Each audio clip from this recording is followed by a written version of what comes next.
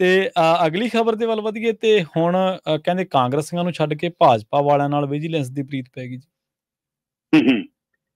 ਮਨਪ੍ਰੀਤ ਜੀ ਅਕਾਲੀ ਪਰਿਵਾਰ ਚੋਂ ਅਕਾਲੀਆਂ ਦਾ ਵੱਡਾ ਚਿਹਰਾ, ਵੱਡਾ ਨਾਮ ਜੀ, ਬਾਦਲ ਪਰਿਵਾਰ, ਮਨਪ੍ਰੀਤ ਸਿੰਘ ਬਾਦਲ ਪੰਜਾਬ ਦੇ ਖਜ਼ਾਨਾ ਮੰਤਰੀ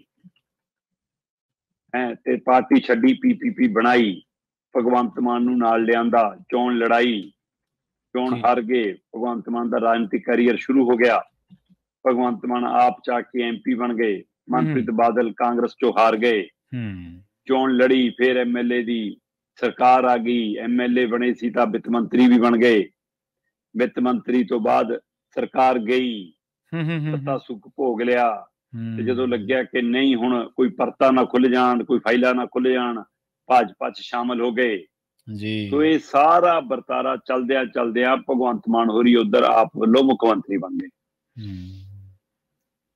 ਤੇ ਹੁਣ ਅਚਾਨਕ ਵਿਜੀਲੈਂਸ ਨੇ ਟਰੈਕ ਬਦਲ ਲਿਆ ਜੀ।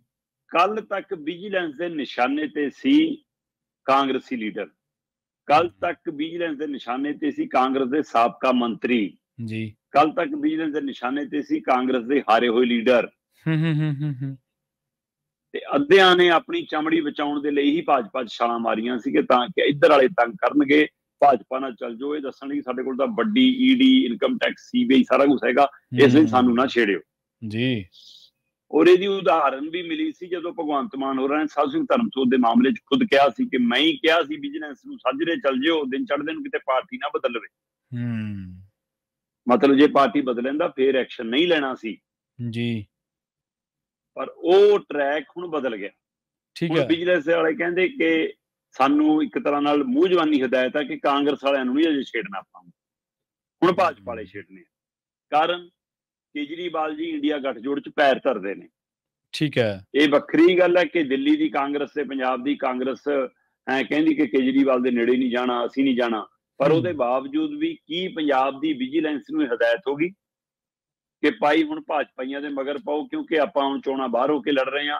ਹੁਣ ਭਾਜਪਾ ਨਾਲ ਕਦੇ ਉਹਨਾਂ ਦੀ ਸੁਰ 'ਚ ਸੁਰ ਮਿਲਾਉਂਦੇ ਸੀ, ਚਾਹੇ ਧਾਰਾ 370 ਹੋਵੇ, ਚਾਹੇ ਸ਼ਾਹੀਨ ਬਾਗ ਦੇ ਮਾਮਲੇ ਚੁੱਪ ਹੋਵੇ, ਹੈਨਾ, ਇਹ ਸਾਰੇ ਵਰਤਾਰਿਆਂ ਦੇ ਵਿਚਾਲੇ ਹੁਣ ਅਚਾਨਕ ਟਰੈਕ ਬਦਲਣ ਦੇ ਨਾਲ ਇੰਡੀਆ ਗੱਠਜੋੜ ਜਾਣ ਤੋਂ ਬਾਅਦ ਕਿ ਵਿਜੀਲੈਂਸ ਨੇ ਵੀ ਰੂਟ ਬਦਲ ਲਿਆ। ਪਹਿਲਾਂ ਕਾਂਗਰਸ ਚੋਂ ਛੱਡ ਕੇ ਗਈ ਇੱਕ MLA ਸਣੇ ਉਹਦੇ ਘਰ ਵਾਲਾ ਜਿਹੜਾ ਭਾਜਪਾ 'ਚ ਉਹ ਚੱਕ ਲਏ।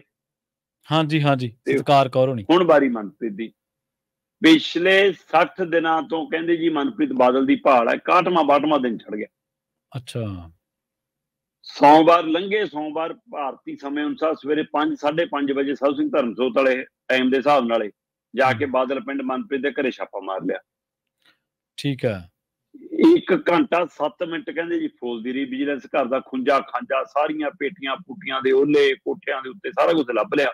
ਕਹਿੰਦੇ ਨਾ ਮਨਪ੍ਰੀਤ ਲੱਭੇ ਤੇ ਨਾ ਪਰਿਵਾਰ ਦੇ ਜੀ ਲੱਭੇ। ਤੇ ਕਹਿੰਦੇ ਜੀ ਫਿਰ LOC ਜਾਰੀ ਕਰ ਦੋ, ਕਿਤੇ ਵਿਦੇਸ਼ ਨੂੰ ਜਹਾਜ਼ ਚੜ ਜਾਵੇ। ਸੋ ਬਕਾਇਦਾ ਤੌਰ ਤੇ ਕਹਿੰਦੇ ਜੀ ਲੁੱਕ ਆਊਟ ਨੋਟਿਸ ਜਾਰੀ ਕਰਤਾ ਕਿ ਹਾਂ ਜੀ ਇਹ ਫਰਾਰ ਹੋ ਸਕਦੇ ਆ ਜੀ। ਠੀਕ ਹੈ, ਇਹ ਸਾਰਾ ਕੰਮ ਚੱਲ ਰਿਹਾ। ਇੱਕ ਪਾਸੇ 62 ਦਿਨਾਂ ਤੋਂ ਭਾਲ ਜਾਰੀ ਹੈ ਜੀ, ਦੂਏ ਪਾਸੇ ਘਰਾਂ 'ਚ ਛਾਪੇਮਾਰੀ ਹੋ ਗਈ, ਤੀਏ ਪਾਸੇ ਲੁੱਕ ਆਊਟ ਨੋਟਿਸ ਜਾਰੀ ਹੋ ਗਿਆ ਕਿ 에ਅਰਪੋਰਟ ਤੋਂ ਫਰਾਰ ਹੋ ਸਕਦੇ ਨੇ। ਵਿਜੀਲੈਂਸ ਕਹਿੰਦੀ ਜੀ ਇਹਨੇ ਪੰਜਾਬ ਦੇ ਵਿੱਚ, ਚੰਡੀਗੜ੍ਹ ਦੇ ਵਿੱਚ, ਰਾਜਸਥਾਨ ਦੇ ਵਿੱਚ, UP ਦੇ ਵਿੱਚ, ਦਿੱਲੀ ਦੇ ਵਿੱਚ, ਹੋਰ ਕਈ ਥਾਵਾਂ ਦੇ ਉੱਤੇ ਪ੍ਰਾਪਰਟੀਆਂ ਬਣਾਈਆਂ ਨੇ। ਪਰ ਜਿਹੜੇ ਮਾਮਲੇ 'ਚ ਉਹਨਾਂ ਦੀ ਪੁਣਛਾਣ ਹੋ ਰਹੀ ਆ, ਪੁੱਛ ਪੜਤਾਲ ਹੋ ਰਹੀ ਆ, ਗ੍ਰਿਫਤਾਰੀ ਦੀ ਤਲਵਾਰ ਲਟਕ ਰਹੀ ਆ, ਉਹ ਹੈ ਜੀ ਇੱਕੋ ਪਾਰਟੀ ਚੋਂ ਨਿਕਲੇ 2 ਲੀਡਰ ਵੱਖੋ-ਵੱਖ ਥਾਵਾਂ ਤੋਂ ਘੁੰਮ ਕੇ ਆ ਕੇ ਭਾਜਪਾ 'ਚ ਇਕੱਠੇ ਹੋਏ ਆ। ਠੀਕ ਹੈ ਜੀ, ਸਰੂਪ ਚੰਦ ਸਿੰਗਲਾ ਤੇ ਮਨਪ੍ਰੀਤ ਬਾਦਲ ਅਕਾਲੀ ਦਲ 'ਚ ਹੀ ਸੀ। ਫਿਰ ਮਨਪ੍ਰੀਤ ਬਾਦਲ PPP 'ਚ ਹੁੰਦੇ ਹੋਏ ਕਾਂਗਰਸ 'ਚ ਆਏ ਤਾਂ ਸਰੂਪ ਚੰਦ ਸਿੰਗਲਾ ਨਾਲ ਪੇਚ ਫਸਦੇ ਰਹੇ। ਸਰੂਪ ਚੰਦ ਸਿੰਗਲਾ ਨੇ ਸੁਖਬੀਰ ਦੀ ਹਾਜ਼ਰੀ 'ਚ ਕਿਹਾ ਸੀ ਕਿ ਤੁਹਾਡੇ ਅਕਾਲੀ ਮੈਨੂੰ ਹਰਾਉਣਾ ਚਾਹੁੰਦੇ ਨੇ, ਮਨਪ੍ਰੀਤ ਨੂੰ ਜਿਤਾਉਣ ਨੂੰ ਫਿਰਦੇ ਆ। ਕਿਹਾ ਸੀ ਤੇ ਆਪਸ 'ਚ ਵਿਰੋਧੀ ਸੀਗੇ, ਟਕਰਾਵ ਸੀ, ਪਰ ਦੋਆਂ ਦੀ ਮਜਬੂਰੀ ਬਣੀ, ਦੋਏ ਭਾਜਪਾ 'ਚ ਆ ਗਏ। ਤੇ ਹੁਣ ਸਰੂਪ ਚੰਦ ਸਿੰਗਲਾ ਜਿਹੜਾ ਭਾਜਪਾ 'ਚ ਹੈ, ਉਹਦੀ ਸ਼ਿਕਾਇਤ ਦੇ ਆਧਾਰ ਤੇ ਹੀ ਵਿਜੀਲੈਂਸ ਨੇ ਭਾਜਪਾ ਦੇ ਦੂਜੇ ਲੀਡਰ ਮਨਪ੍ਰੀਤ ਬਾਦਲ ਖਿਲਾਫ ਕਾਰਵਾਈ ਖੋਲੀ। ਤੇ ਕਾਰਵਾਈ ਦਾ ਆਧਾਰ ਹੈ ਜੀ ਪ੍ਰਾਪਰਟੀ, ਕਾਰਵਾਈ ਦਾ ਆਧਾਰ ਹੈ ਜੀ ਪਲਾਟ, ਕਾਰਵਾਈ ਦਾ ਆਧਾਰ ਹੈ ਜੀ ਇੱਕੋ ID ਤੋਂ ਬੋਲੀਆਂ, ਜਾਲੀ ਬੋਲੀ ਲੱਗੀ, ਕਹਿੰਦੇ ਜਾਣ ਕੇ ਘੱਟ ਬੋਲੀ ਦਿਖਾਈ, ਤੇ ਪਲਾਟਾਂ ਦੇ ਮਾਮਲੇ 'ਚ ਹੇਰ ਫੇਰ ਹੈ। ਸੋ ਇਹ ਸਾਰੇ ਵਰਤਾਰੇ 'ਚ ਉਲਝੇ ਮਨਪ੍ਰੀਤ ਬਾਦਲ ਪ੍ਰਤੀ ਹੁਣ ਨਵੀਂ ਪ੍ਰੀਤ ਜਾਗੀ ਹੈ। ਇਹ ਕੱਲੀ ਮਨਪ੍ਰੀਤ ਬਾਦਲ ਪ੍ਰਤੀ ਨਹੀਂ, ਮੈਨੂੰ ਲੱਗਦਾ ਭਾਜਪਾਈਆਂ ਨਾਲ ਹੁਣ ਨਵੀਂ ਪ੍ਰੀਤ ਪਾਉਣ ਜਾ ਰਿਹਾ ਵਿਜੀਲੈਂਸ। ਉਹਨੂੰ ਹੁਣ ਕਾਂਗਰਸ, ਕੱਲ ਤੱਕ ਤਾਂ ਉਮੀਦ ਪੂਰੀ ਬਣ ਗਈ ਸੀ ਕਿ ਲੈ ਵੀ ਚੰਨੀ ਚੱਕਿਆ ਸੁਖਜਿੰਦਰ ਰੰਧਾਵਾ ਬਖਸ਼ਿਆ ਨਹੀਂ ਜਾਣਾ, ਤ੍ਰਿਪਤਿੰਦਰ ਬਾਜਵੇ ਦੀ ਤਿਆਰੀ ਹੈ, ਓਪੀ ਸੋਨੀ ਫਸ ਗਿਆ। ਸੋ ਸਾਰਿਆਂ ਦਾ ਮਾਮਲਾ ਕਿੰਨਾ ਵੱਡਾ ਸੀਗਾ ਜੀ, ਕੋਈ ਚੇਤੇ ਆਉਂਦਾ ਹੁਣ? ਪਿਛਲੇ 15-20 ਦਿਨਾਂ ਤੋਂ ਕੋਈ ਯਾਦ ਆਇਆ ਹੋਵੇ ਤਾਂ ਦੱਸ ਦਿਓ ਜੀ। ਸਹੀ ਹੈ। ਹਾਂ, ਇੱਕ ਕਾਂਗਰਸ ਦੀ ਸਾਬਕਾ ਐਮਐਲਏ ਚੱਕੀ ਗਈ, ਪਰ ਯਾਦ ਕਰੋ ਭਾਜਪਾ 'ਚ ਹੈ।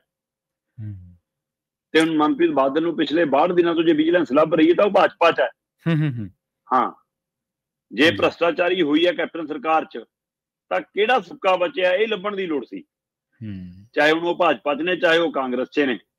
ਤੇ ਜਿਹੜੇ ਆਪ 'ਚ ਆ ਗਏ ਉਹ ਵੀ ਠੀਕ ਨੇ, ਜਿਹੜੇ ਬੀਜੇਪੀ ਚਲੇ ਗਏ ਸੀ ਉਹ ਕੱਲ ਤੱਕ ਠੀਕ ਸੀ, ਹੁਣ ਇੰਡੀਆ ਨਾਲ ਗੱਠਜੋੜ ਹੋ ਗਿਆ, ਕਾਂਗਰਸ ਨਾਲ ਜਾਰੀ ਹੋਈ। ਇਸ ਲਈ ਕਾਂਗਰਸ ਵਾਲੀਆਂ ਫਾਈਲਾਂ ਜੇ ਰੱਖਦੀਆਂ, ਭਾਜਪਾ 'ਚ ਗਏ ਲੀਡਰਾਂ ਦੀਆਂ ਫਾਈਲਾਂ ਉੱਪਰ ਆ ਗਈਆਂ। ਇਸ ਲਈ ਹੁਣ ਇਹ ਪ੍ਰੀਤ ਨਵੀਂ ਹੈ ਜੀ, ਕਿੱਥੇ ਤੱਕ ਨਿਭਾਉਂਦੀ ਹੈ ਵਿਜੀਲੈਂਸ, ਦੇਖਦੇ ਹਾਂ। ਜੀ।